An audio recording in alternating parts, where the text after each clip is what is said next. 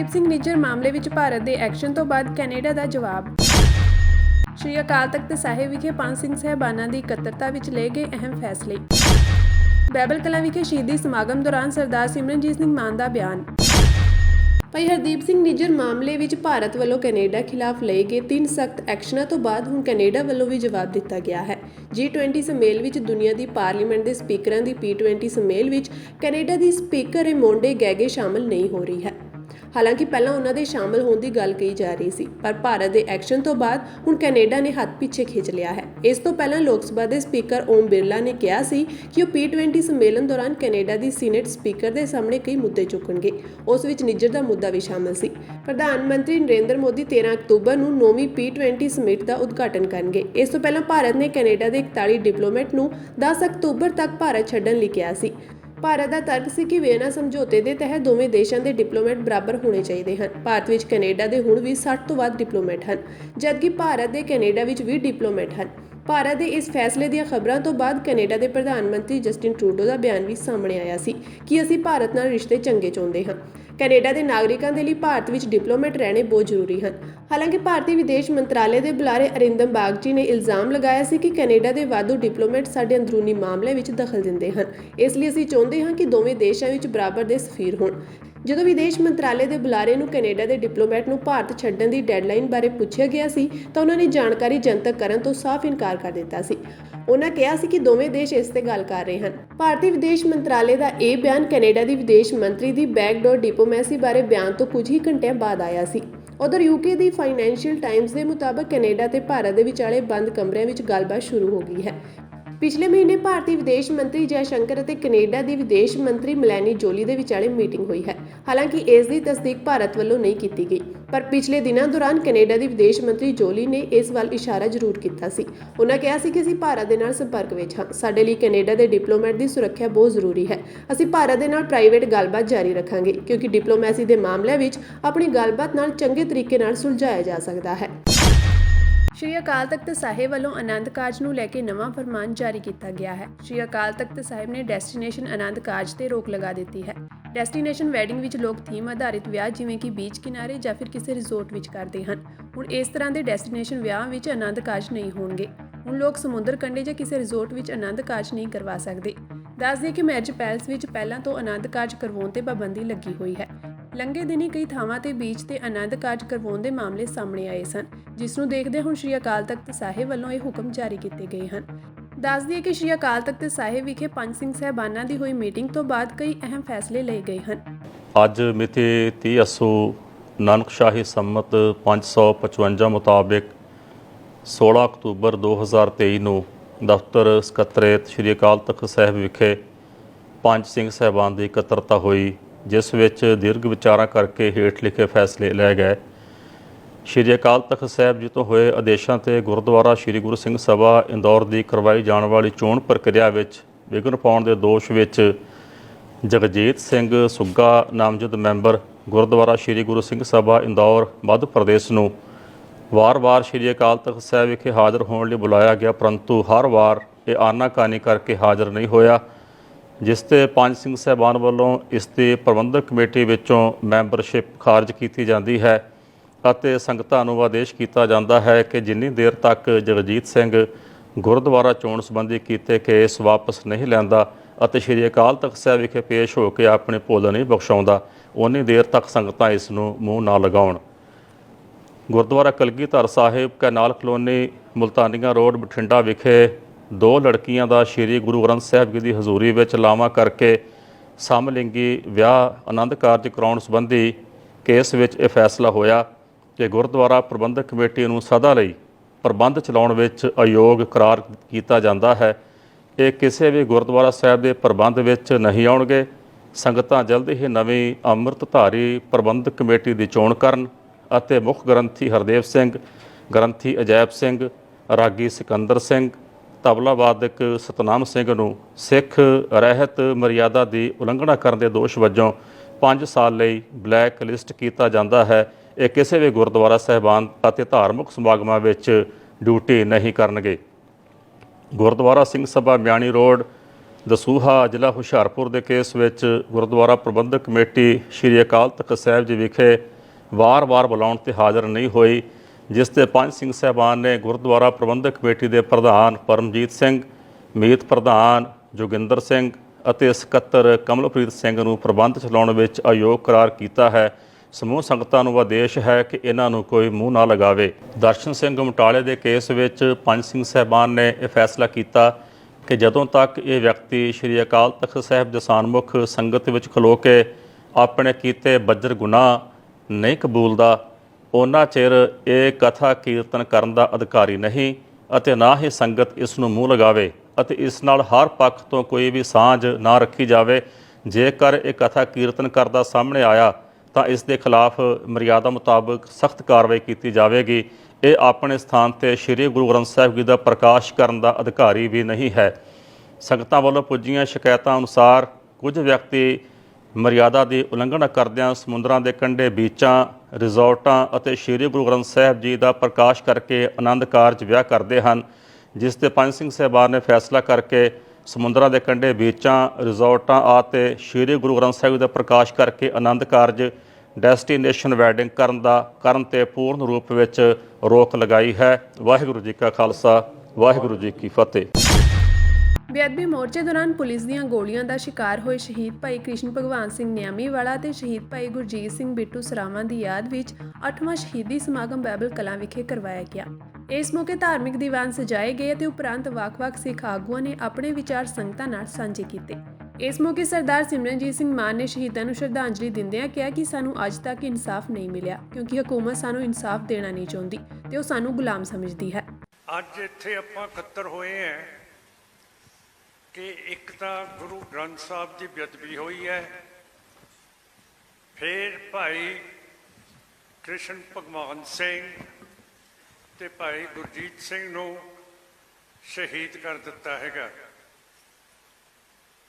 ਇਹ ਦੋਨੋਂ ਬੜੇ ਸੰਗੀਨ ਜੁਰਮ ਹੈ ਜਿਹਦਾ ਅਜੇ ਤੱਕ ਸਾਨੂੰ ਇਨਸਾਫ ਨਹੀਂ ਮਿਲਿਆ ਹੈ। ਇਨਸਾਫ ਤਾਂ ਨਹੀਂ ਮਿਲਿਆ ਕਿਉਂ ਕਰਕੇ ਅਸੀਂ ਗੁਲਾਮ ਹੈ। ਸਾਡੀ ਧਾਰਮਿਕ ਆਜ਼ਾਦੀ ਜੋ ਸੰਵਿਧਾਨ ਦੇ ਵਿੱਚ ਸਾਨੂੰ ਗਾਰੰਟੀ ਕੀਤੀ ਗਈ ਹੈ ਉਹ ਵੀ ਖਤਮ ਕਰ ਦਿੱਤੀ ਹੈ ਕਿ ਗੁਰੂ ਗ੍ਰੰਥ ਸਾਹਿਬ ਦੀ ਬੇਅਦਬੀ ਇੱਥੇ ਹੋਵੇ, ਰੂੜੀਆਂ ਤੇ ਮਹਾਰਾਜ ਸੱਚੇ ਪਾਤਸ਼ਾਹ ਨੂੰ ਰੋਲਿਆ ਜਾਵੇ ਤੇ ਅਜੇ ਤੱਕ ਦੋਸ਼ੀ ਬੇਲ ਮਿਲ ਜੇ। ਸਮੇਤ ਸਿੰਘ ਸੈਣੀ ਨੂੰ, ਸੁਖਬੀਰ ਸਿੰਘ ਬਾਦਲ ਨੂੰ ਔਰ ਸੌਦੇ ਸਾਧ ਨੂੰ ਅਜੇ ਤੱਕ ਇਸ ਕੇਸ ਦੇ ਵਿੱਚ ਪੇਸ਼ ਨਹੀਂ ਕੀਤਾ ਗਿਆ। ਜਿਹੜੀ ਕੌਮ ਜਾਂ ਜਿਹੜੀ ਮੁਲਕ ਦੇ ਵਿੱਚ ਧਾਰਮਿਕ ਆਜ਼ਾਦੀ ਨਾ ਹੋਵੇ ਉਹਦੇ ਵਿੱਚ ਥੋੜ੍ਹਾ ਬਹੁਤਾ ਰੋਸ ਆਉਣਾ ਚਾਹੀਦਾ ਜਿਹੜਾ ਅਜੇ ਤੱਕ ਨਹੀਂ ਆ ਰਿਹਾ। ਦਿੱਲੀ ਦੇ ਤਾਲਕਟੋਰਾ ਸਟੇਡੀਅਮ ਵਿਖੇ 11ਵੇਂ ਨੈਸ਼ਨਲ ਗੱਤਕਾ ਚੈਂਪੀਅਨਸ਼ਿਪ ਮੁਕਾਬਲੇ ਕਰਵਾਏ ਗਏ। DSGMC ਅਤੇ national gatka association of India ਦੇ ਸਹਿਯੋਗ ਨਾਲ ਇਹ ਗੱਤਕਾ ਮੁਕਾਬਲੇ ਹੋਏ। ਇਨ੍ਹਾਂ ਮੁਕਾਬਲਿਆਂ ਵਿੱਚ ਵੱਖ-ਵੱਖ ਰਾਜਾਂ ਦੇ ਨੌਜਵਾਨਾਂ ਵਿੱਚ ਗੱਤਕੇ ਪ੍ਰਤੀ ਜੋਸ਼ ਦੇਖਣ ਨੂੰ ਮਿਲਿਆ। ਇਸ ਮੌਕੇ ਦਿੱਲੀ ਕਮੇਟੀ ਪ੍ਰਧਾਨ ਹਰਮੀਤ ਸਿੰਘ ਕਾਲਕਾ ਨੇ ਇਸ ਸੰਬੰਧੀ ਜਾਣਕਾਰੀ ਦਿੰਦਿਆਂ ਸਮੂਹ ਜੇਤੂ ਅਤੇ ਭਾਗ ਲੈਣ ਵਾਲੇ ਗੁਰਸਿੱਖ ਬੱਚਿਆਂ ਨੂੰ ਵਧਾਈ ਦਿੱਤੀ। ਦੇਖੋ, ਬਹੁਤ ਖੁਸ਼ੀ ਦੀ ਗੱਲ ਹੈ ਕਿ ਅੱਜ 11ਵਾਂ ਨੈਸ਼ਨਲ ਗੱਤਕਾ ਕੰਪੀਟੀਸ਼ਨ ਜਿਹੜਾ ਦਿੱਲੀ ਤਾਲਕਟੋਰਾ ਸਟੇਡੀਅਮ ਦੇ ਵਿੱਚ ਕਰਾਇਆ ਗਿਆ ਔਰ ਇਹ ਹਰ ਸਾਲ ਜਿਹੜਾ ਪ੍ਰੋਗਰਾਮ ਕਰਾਉਂਦੇ ਨੇ। ਅੱਜ ਤਕਰੀਬਨ 16 ਸਟੇਟਾਂ ਨੇ ਇਹਦੇ ਵਿੱਚ ਭਾਗ ਲਿਆ। ਤੁਸੀਂ ਦੇਖਿਆ ਕਿ ਦੇਸ਼ ਦੇ ਵੱਖ-ਵੱਖ ਕੋਨੇ 'ਚੋਂ, ਪੰਜਾਬ ਨਹੀਂ, ਦਿੱਲੀ ਨਹੀਂ, ਉੱਥੇ ਵੀ ਜਿੱਥੇ ਉਹ ਗੁਰੂ ਦੇ ਨਾਮ ਲੇਵਾ ਬਹੁਤ ਘੱਟ ਨੇ, ਤੇਲੰਗਾਨਾ ਵਰਗੀਆਂ ਸਟੇਟਾਂ ਤੋਂ ਵੀ ਇੱਥੇ ਬੱਚੇ ਆਏ ਨੇ। ਮੈਂ ਵਧਾਈ ਦਿੰਦਾ ਸਰਦਾਰ ਹਰਜੀਤ ਸਿੰਘ ਜੀ ਗਰੇਵਾਲ ਜਿਹੜੇ ਪ੍ਰੈਜ਼ੀਡੈਂਟ ਨੇ ਇਸ ਗੱਤਕਾ ਐਸੋਸੀਏਸ਼ਨ ਦੇ ਆਲ ਇੰਡੀਆ ਦੇ, ਔਰ ਸਰਦਾਰ ਸਰਬਜੀਤ ਸਿੰਘ ਵੀਰ ਜਿਹੜੇ ਦਿੱਲੀ ਦੇ ਪ੍ਰੈਜ਼ੀਡੈਂਟ ਨੇ, ਔਰ ਦਿੱਲੀ ਸਿੱਖ ਗੁਰਦੁਆਰਾ ਪ੍ਰਬੰਧਕ ਕਮੇਟੀ ਦੇ ਸਹਿਯੋਗ ਦੇ ਨਾਲ ਇਹ ਜਿਹੜਾ ਸਾਰਾ ਪ੍ਰੋਗਰਾਮ ਕਰਾਇਆ। ਸਮੁੱਚੇ ਬੱਚਿਆਂ ਨੂੰ ਮੈਂ ਵਧਾਈ ਦਿੰਦਾ, ਸਮੁੱਚੀ ਟੀਮ ਨੂੰ ਵਧਾਈ ਦਿੰਦਾ ਕਿ ਇੰਨਾ ਵੱਡਾ ਉਪਰਾਲਾ ਕਿ ਅਸੀਂ ਆਪਣੀ ਉਸ ਸਪੋਰਟਸ ਨੂੰ ਜਿਹੜੀ ਇੱਕ ਸਾਡੀ ਰਿਵਾਇਤ ਹੈ, ਸਾਡੀ ਪਰੰਪਰਾ ਹੈ, ਅਸੀਂ ਉਹਨੂੰ ਅੱਗੇ ਵਧਾ ਰਹੇ ਹਾਂ। ਔਰ ਅੱਜ ਇਸ ਤਰੀਕੇ ਦੇ ਨਾਲ ਬੱਚਿਆਂ ਨੇ ਇਹਦੇ ਵਿੱਚ ਪਾਰਟਿਸਿਪੇਟ ਕੀਤਾ। ਇਸ ਗੱਲ ਨੂੰ ਖੁਸ਼ੀ ਹੁੰਦੀ ਹੈ ਕਿ ਅਸੀਂ ਆਪਣੀਆਂ ਉਹਨਾਂ ਪਰੰਪਰਾਵਾਂ ਨੂੰ ਸਾਂਭ ਕੇ ਚੱਲ ਰਹੇ ਹਾਂ। ਸੋ ਅਸੀਂ ਹੁਣੇ ਡਿਸਕਸ ਵੀ ਕੀਤਾ ਕਿ ਆਉਣ ਵਾਲੇ ਸਮੇਂ ਦੇ ਵਿੱਚ ਜਿਹੜੀਆਂ ਏਸ਼ੀਆ ਦੀਆਂ ਸਾਰੀਆਂ ਮੇਨ ਕੰਟਰੀਜ਼ ਹੈਗੀਆਂ ਨੇ, 12-13 ਕੰਟਰੀਆਂ ਦੇ ਵਿੱਚ ਗਰੇਵਾਲ ਸਾਹਿਬ ਨੇ ਉਹਨਾਂ ਨਾਲ ਪਾਰਟਿਸਿਪੇਟ ਕਰਾਉਣ ਦੀ ਗੱਲ ਕੀਤੀ ਹੈ, ਔਰ ਬਹੁਤ ਜਲਦੀ ਏਸ਼ੀਆਈ ਖੇਡਾਂ ਇੱਥੇ ਜਿਹੜੀਆਂ ਗੱਤਕੇ ਨੂੰ ਲੈ ਕੇ ਅਸੀਂ ਐਸੀ ਸਟੇਡੀਅਮ ਦੇ ਵਿੱਚ ਕਰਾਵਾਂਗੇ। ਸੋ ਮੈਂ ਸਾਰੇ ਬੱਚਿਆਂ ਨੂੰ ਵਧਾਈ ਦਿੰਦਾ ਹੋਇਆ ਸਮੁੱਚੀ ਟੀਮ ਨੂੰ ਵੀ ਵਧਾਈ ਦਿੰਦਾ ਵਾਂ ਕਿ ਕਿਸ ਤਰੀਕੇ ਨਾਲ ਤੁਸੀਂ ਕੰਮ ਪ੍ਰੋਗਰਾਮ ਕਰਾਇਆ। ਇਹ ਵਾਕਈ ਇੱਕ ਬਹੁਤ ਸ਼ਲਾਘਾਯੋਗ ਕੰਮ ਹੈ। ਇਸ ਸਾਲ ਹੜ੍ਹਾਂ ਕਾਰਨ ਪੰਜਾਬ ਦੇ ਕਿਸਾਨਾਂ ਨੂੰ ਵੱਡੇ ਨੁਕਸਾਨ ਝੱਲਣੇ ਪਏ ਹਨ। ਇਸ ਮੁਸ਼ਕਲ ਸਮੇਂ ਵਿੱਚ ਸਰਕਾਰ ਵੱਲੋਂ ਮੁਆਵਜ਼ੇ ਦੇਣ ਦਾ ਐਲਾਨ ਕੀਤਾ ਗਿਆ ਸੀ, ਪਰ ਹਜੇ ਤੱਕ ਉਹਨਾਂ ਦੀ ਬਰਬਾਦ ਹੋਈ ਫਸਲ ਦਾ ਮੁਆਵਜ਼ਾ ਨਹੀਂ ਮਿਲਿਆ ਹੈ। ਇਸ ਮੁੱਦੇ ਤੇ ਪੰਜਾਬ ਸਰਕਾਰ ਸਵਾਲਾਂ ਦੇ ਘੇਰੇ ਵਿੱਚ ਹੈ। ਸ਼੍ਰੋਮਣੀ ਅਕਾਲੀ ਦਲ ਬਾਦਲ ਵੱਲੋਂ ਇਸ ਸੰਬੰਧੀ ਇੱਕ ਅਹਿਮ ਪ੍ਰੈਸ ਕਾਨਫਰੰਸ ਕੀਤੀ ਗਈ। ਕਾਨਫਰੰਸ ਨੂੰ ਸੰਬੋਧਨ ਕਰਦਿਆਂ ਅਕਾਲੀ ਆਗੂਆਂ ਨੇ ਦਾਅਵਾ ਕੀਤਾ ਕਿ ਪੰਜਾਬ ਸਰਕਾਰ ਕਿਸਾਨਾਂ ਨੂੰ ਮੁਆਵਜ਼ੇ ਦੇਣ ਦੇ ਕੇਵਲ ਲਾਰੇ ਲਾ ਰਹੀ ਹੈ। ਉਹਨਾਂ ਦਾ ਕਹਿਣਾ ਹੈ ਕਿ ਪੰਜਾਬ ਸਰਕਾਰ ਕਿਸਾਨਾਂ ਨੂੰ ਮੁਆਵਜ਼ਾ ਦੇਣ ਦੀ ਬਜਾਏ ਆਪਣੀ ਸਰਕਾਰ ਦੇ ਪ੍ਰਚਾਰ ਲਈ ਫालतू ਖਰਚੇ ਕਰ ਰਹੀ ਹੈ। ਜਿੰਨਾ ਵੱਡਾ ਨੁਕਸਾਨ ਕਿਸਾਨੀ ਦਾ ਹੋਇਆ, ਉਹਦੇ ਵਿੱਚ ਮੁਆਵਜ਼ਾ ਵੀ ਜਿਹੜਾ ਸਰਕਾਰ ਵੱਲੋਂ ਕਿਸਾਨਾਂ ਨੂੰ ਜਿੰਨਾ ਨੁਕਸਾਨ ਹੋਇਆ ਸੀ ਉਹਦੇ ਮੁਤਾਬਕ ਦੇਣ ਦਾ ਕੋਈ ਉਪਰਾਲਾ ਨਹੀਂ ਕੀਤਾ ਗਿਆ। ਔਰ ਹੁਣ ਵੀ ਮੌਸਮ ਦੀ ਖਰਾਬੀ ਕਰਕੇ ਬੜੀਆਂ ਵੱਡੀਆਂ ਦਿੱਕਤਾਂ ਜਿਹੜੀਆਂ ਉਹ ਸਾਰੇ ਪੰਜਾਬ ਦੇ ਵਿੱਚ ਕਿਸਾਨਾਂ ਨੂੰ ਫੇਸ ਕਰਨੀਆਂ ਪੈ ਰਹੀਆਂ। ਇੱਕ ਤਾਂ ਇਸ ਵੇਲੇ ਸਾਰੀਆਂ ਮੰਡੀਆਂ ਦੇ ਵਿੱਚ ਝੋਨਾ ਪਿਆ, ਬਰਸਾਤ ਵੀ ਚੱਲ ਰਹੀ ਹੈ,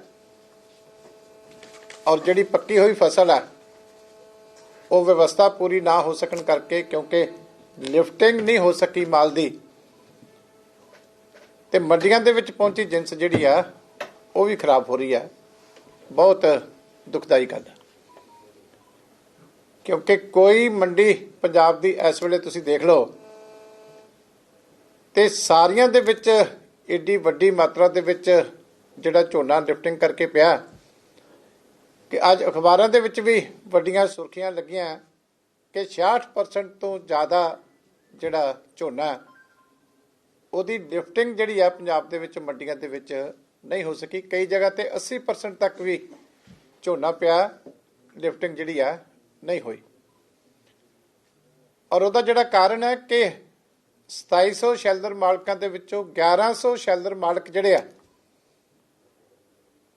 ਉਹਨਾਂ ਨੂੰ ਜਿਹੜਾ ਕੁਆਲਿਟੀ ਕੰਟਰੋਲ ਕਰਕੇ ਫੋਰਟੀਫਾਈਡ ਰਾਈਸ ਕਰਕੇ ਸਫਰ ਕਰਨਾ ਪੈ ਰਿਹਾ, ਉਹਦੇ ਕਰਕੇ ਸ਼ੈਲਰ ਵਾਲਿਆਂ ਦੀ ਜਿਹੜੀ ਆ ਪੰਜਾਬ ਦੇ ਵਿੱਚ ਹੜਤਾਲ ਚੱਲ ਰਹੀ ਹੈ। ਕਿਉਂਕਿ ਕੇਂਦਰ ਸਰਕਾਰ ਦੀਆਂ ਹਦਾਇਤਾਂ ਨੇ ਕਿ ਜਿਹੜਾ ਪਬਲਿਕ ਡਿਸਟ੍ਰੀਬਿਊਸ਼ਨ ਵਾਸਤੇ ਜਿਹੜਾ ਚਾਵਲ ਜਾਣਾ ਹੈ ਉਹਦੇ ਵਿੱਚ 1 ਕੁਇੰਟਲ ਪਿੱਛੇ 1 ਕਿਲੋ ਉਹਨਾਂ ਨੂੰ ਫੋਰਟੀਫਾਈਡ ਜਿਹੜਾ ਰਾਈਸ ਹੈ ਉਹ ਵਿੱਚ ਮਿਕਸ ਕਰਨਾ ਪੈਂਦਾ।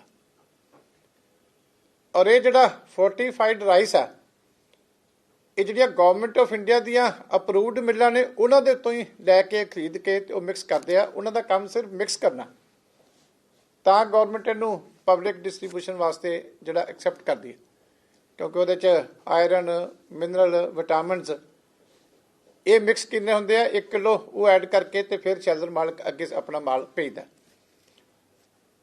ਹੁਣ ਜਿਹੜੀਆਂ ਗਵਰਨਮੈਂਟ ਨੇ ਮਿੱਲਾਂ ਕਹੀਆਂ ਉਹਨਾਂ ਤੋਂ ਹੀ ਖਰੀਦਦੇ ਆ, ਉਹਨਾਂ ਦਾ ਫਾਲਟ ਵੀ ਕੋਈ ਨਹੀਂ ਹੈ। ਪਰ ਜਿਹੜੀ ਚੈਕਿੰਗ ਹੋ ਰਹੀ ਹੈ ਦਿੱਲੀ ਦੇ ਵਿੱਚ ਐਫਸੀ ਵੱਲੋਂ, ਉਹਨਾਂ ਨੇ 1100 ਸ਼ੈਲਰਾਂ ਦਾ ਮਾਲ ਜਿਹੜਾ ਉਹ ਲੈਣ ਤੋਂ ਮਨਾ ਕਰ ਦਿੱਤਾ, ਕਿਉਂਕਿ ਇਹਦੀ ਸ਼ੈਲਫ ਲਾਈਫ ਜਿਹੜੀ ਹੈ 3 ਕੁ ਮਹੀਨੇ ਹੁੰਦੀ ਹੈ। ਇਸ ਕਰਕੇ ਸਾਰੇ ਸ਼ੈਲਰ ਮਾਲਕ ਜਿਹੜੇ ਆ ਉਹ ਹੜਤਾਲ ਤੇ ਆ। ਪਰ ਸਰਕਾਰ ਸਾਡੀ ਸੁੱਤੀ ਹੋਈ ਹੈ, ਔਰ ਅੱਗੋਂ ਮੌਸਮ ਖਰਾਬ ਹੋਣ ਕਰਕੇ ਜਿਹੜਾ ਨਵਾਂ ਝੋਨਾ ਆ ਰਿਹਾ ਉਹਨੂੰ ਕਿਤੇ ਵੀ ਮੰਡੀ ਦੇ ਵਿੱਚ ਜਿਹੜੀ ਹੈ ਸੁੱਟਣ ਵਾਸਤੇ ਜਗ੍ਹਾ ਹੀ ਨਹੀਂ ਹੈਗੀ ਵੀ ਕਿੱਥੇ ਰੱਖਿਆ ਜਾਊ। ਇਸ ਕਰਕੇ ਮੈਂ ਸਰਕਾਰ ਨੂੰ, ਮੁੱਖ ਮੰਤਰੀ ਸਾਹਿਬ ਨੂੰ ਬੇਨਤੀ ਕਰਦਾ ਕਿ ਕੇਂਦਰ ਸਰਕਾਰ ਦੇ ਨਾਲ ਇਮੀਡੀਏਟਲੀ ਟੇਕਅਪ ਕਰਕੇ ਤੇ ਉਹਨਾਂ ਦੀ ਆਵਾਜ਼ ਉਠਾਉਣੀ ਚਾਹੀਦੀ ਹੈ, ਕਿਉਂਕਿ ਸ਼ੈਲਰ ਇੰਡਸਟਰੀ ਵੀ ਪੰਜਾਬ ਦੀ ਹੈ ਔਰ ਉਹਨਾਂ ਦਾ ਇਸ ਗੱਲ ਦੇ ਵਿੱਚ ਕਸੂਰ ਵੀ ਕੋਈ ਨਹੀਂ ਹੈ। ਪਰ ਇਹਦੀ ਸਜ਼ਾ ਅਲਟੀਮੇਟਲੀ ਜਿਹੜੀ ਆ ਉਹ ਕਿਸਾਨਾਂ ਨੂੰ ਜਿਹੜੀ ਆ ਉਹ ਮਿਲ ਰਹੀ ਹੈ, ਕਿਉਂਕਿ ਪਿੱਛੇ ਵੀ ਸਰਕਾਰ ਦੀ ਆਦਤ ਬਣ ਗਈ ਆ ਕਿ ਜੇ ਆੜਤੀਆਂ ਦਾ ਕਮਿਸ਼ਨ ਘੱਟ ਕਰ ਦਿੱਤਾ ਸਰਕਾਰ ਤਾਂ ਨਹੀਂ ਬੋਲਦੀ, ਜੇ ਮਜ਼ਦੂਰਾਂ ਦੀ ਜਿਹੜੀ ਕਮਿਸ਼ਨ ਘੱਟ ਕਰ ਦਿੱਤਾ ਸਰਕਾਰ ਤਾਂ ਨਹੀਂ ਬੋਲਦੀ। ਤੇ ਹੁਣ ਵੀ ਸ਼ੈਲਰ ਮਾਲਕ ਆਪਣੇ ਲੈਵਲ ਦੇ ਉੱਤੇ ਵਿਚਾਰੇ ਕੋਸ਼ਿਸ਼ਾਂ ਕਰ ਰਹੇ ਆ, ਹੜਤਾਲ ਵੀ ਉਹਨਾਂ ਨੇ ਕੀਤੀ ਹੈ, ਪਰ ਸਰਕਾਰ ਦਾ ਜਿਹੜਾ ਫਰਜ਼ ਬਣਦਾ, ਸਰਕਾਰ ਨੂੰ ਆਪਣਾ ਫਰਜ਼ ਜਿਹੜਾ ਉਹ ਨਿਭਾਉਣਾ ਚਾਹੀਦਾ। ਇਮੀਡੀਏਟਲੀ ਇਹਨਾਂ ਨੂੰ ਉੱਥੇ ਜਾ ਕੇ ਤੇ ਗਵਰਨਮੈਂਟ ਆਫ ਇੰਡੀਆ ਦੇ ਨਾਲ ਇਹ ਮਸਲਾ ਹੱਲ ਕਰਾ ਕੇ ਤੇ ਲਿਫਟਿੰਗ ਜਿਹੜੀ ਆ ਕਰਾਉਣੀ ਚਾਹੀਦੀ ਹੈ। ਐਸਵਾਈਐਲ ਦੇ ਮੁੱਦੇ ਤੇ ਬਿਆਨਬਾਜ਼ੀ ਲਗਾਤਾਰ ਜਾਰੀ ਹੈ। ਪੰਜਾਬ ਦੀਆਂ ਸਾਰੀਆਂ ਸਿਆਸੀ ਪਾਰਟੀਆਂ ਇਸ ਨੂੰ ਲੈ ਕੇ ਪੰਜਾਬ ਦੀ ਮੌਜੂਦਾ ਆਪ ਸਰਕਾਰ ਨੂੰ ਘੇਰ ਰਹੀਆਂ ਹਨ। ਸ਼੍ਰੋਮਣੀ ਅਕਾਲੀ ਦਲ ਪ੍ਰਧਾਨ ਸੁਖਬੀਰ ਸਿੰਘ ਬਾਦਲ ਨੇ ਮੁੜ ਸੀਐਮ ਭਗਵੰਤ ਮਾਨ ਨੂੰ ਘੇਰਿਆ ਹੈ। ਉਹਨਾਂ ਕਿਹਾ ਕਿ ਪੰਜਾਬ ਨੂੰ ਛੱਡ ਕੇ ਪੰਜਾਬ ਦੇ ਸੀਐਮ ਦੂਜੇ ਸੂਬਿਆਂ ਵਿੱਚ ਘੁੰਮਦੇ ਫਿਰਦੇ ਹਨ। ਉਹਨਾਂ ਕਿਹਾ ਕਿ ਦਿੱਲੀ ਸੀਐਮ ਕੇਜਰੀਵਾਲ ਦੇ ਇਸ਼ਾਰਿਆਂ ਤੇ ਭਗਵੰਤ ਮਾਨ ਨੇ ਹੁਣ ਤੱਕ ਪੰਜਾਬ ਦਾ ਬਹੁਤ ਨੁਕਸਾਨ ਕੀਤਾ ਹੈ ਅਤੇ ਅੱਗੇ ਵੀ ਕਰਦੇ ਰਹਿਣਗੇ। ਅੱਜ ਜੋ ਪ੍ਰੈਜ਼ੈਂਟ ਸਿਚੁਏਸ਼ਨ ਹੈਗੀ ਪੰਜਾਬ ਦੀ, ਭਗਵੰਤ ਮਾਨ ਨੇ ਤਬਾਹ ਕਰ ਦਿੱਤਾ ਪੰਜਾਬ। ਹਰ ਇਸ਼ੂ ਤੇ ਕੰਪਰੋਮਾਈਜ਼ਡ ਹੈ, ਹਰ ਇਸ਼ੂ ਤੇ ਜੋ ਕੇਜਰੀਵਾਲ ਚਾਹੁੰਦਾ ਹੈ ਉਹ ਹੁੰਦਾ ਹੈ। ਪੰਜਾਬ ਦਾ ਇੰਟਰਸਟ ਨਹੀਂ ਦੇਖਦੇ, ਜੋ ਕੇਜਰੀਵਾਲ ਦਾ ਇੰਟਰਸਟ ਹੈ। ਕੇਜਰੀਵਾਲ ਨੂੰ ਜਹਾਜ਼ ਤੇ ਜਿੱਥੇ ਮਰਜ਼ੀ ਲੈਣਾ ਪਏ, ਕੇਜਰੀਵਾਲ ਦੀ ਸਿਕਿਉਰਿਟੀ, ਕੇਜਰੀਵਾਲ ਆ ਕੇ ਆਊਗਾ ਇੱਥੇ ਤਾਂ ਕੁਝ ਹੋਊਗੀ। ਅਸਲੀ ਚੀਫ ਮਿਨਿਸਟਰ ਪੰਜਾਬ ਦਾ ਕੇਜਰੀਵਾਲ ਆ, ਭਗਵੰਤ ਮਾਨ ਤਾਂ ਨਕਲੀ ਹੈ। ਤੋ ਇਸ ਕਰਕੇ ਨਕਲੀ ਬੰਦੇ ਨਾਲ ਜਿਹਦੇ ਕੋਲ ਪਾਵਰ ਨਹੀਂ ਹੈ, ਸੋ ਇਹਦੇ ਬਿਆਨਾਂ ਨੂੰ ਅਸੀਂ ਹੁਣ ਮੈਂ ਸਾਰਿਆਂ ਨੂੰ ਕਹਿਣਾ ਕੋਈ ਤਰਜੀਹ ਨਾ ਦਿਓ, ਕਿਉਂਕਿ ਜੋ ਬਿਆਨ ਹੈ ਇਹਦੀ ਕੋਈ ਵੈਲਿਊ ਨਹੀਂ ਹੈ, ਕਿਉਂਕਿ ਨਾ ਉਹਦੇ ਕੋਲ ਪਾਵਰ ਹੈ ਦੇਣ ਦੀ ਬਿਆਨ। ਤੋ ਜਿਹੜੀ ਹਾਲਾਤ ਹੈ ਹੁਣ ਤੁਹਾਡੇ ਸਾਹਮਣੇ ਹੈ, ਕਹਿੰਦੇ ਕੁਛ ਹੈ ਕਰਦੇ ਕੁਛ ਹੈ। ਅੱਜ ਨਕਲੀ ਮੁੱਖ ਮੰਤਰੀ ਦਾ ਬਿਆਨ ਆਇਆ ਭਗਵੰਤ ਮਾਨ ਦਾ ਕਿ ਅਸੀਂ ਸਰਵੇ ਟੀਮਾਂ ਨੂੰ ਬਣ ਨਹੀਂ ਦੇਵਾਂਗੇ, ਤੇ ਨਾਲ ਦੇ ਨਾਲ ਪੰਜਾਬ ਸਰਕਾਰ ਦੇ ਪੋਰਟਲ ਤੇ ਸਰਵੇ ਦਾ ਕੰਮ ਸ਼ੁਰੂ ਕਰਾਉਣ ਦਾ ਫੈਸਲਾ ਕਰ ਲਿਆ ਪੰਜਾਬ ਸਰਕਾਰ ਨੇ। ਐਸਵਾਈਐਲ ਦਾ ਆਫੀਸ਼ੀਅਲ ਇਹਨਾਂ ਦੀ ਰਿਲੀਜ਼ ਹੈ ਤੇ ਕਹਿੰਦਾ ਕਿ ਸੀ ਮੈਂ ਬਣ ਨਹੀਂ ਦਊਂਗਾ, ਕਿਉਂਕਿ ਉੱਤੋਂ ਡੰਡਾ ਚੜਿਆ ਇਹਨੂੰ। ਹੁਣ ਇਹਨੂੰ ਪਤਾ ਹੈ ਕਿ ਮੇਰੇ ਛਿੱਤਰ ਪੈਣਗੇ ਪੰਜਾਬ ਦੀ ਜਨਤਾ ਤੋਂ, ਸੋ ਜਾਣ ਕੇ ਬਿਆਨ ਕੁਝ ਦਊਗਾ, ਅੰਦਰ ਕੰਮ ਕਰੀ ਹੋਰ ਕਰੀ ਜਾਂਦਾ।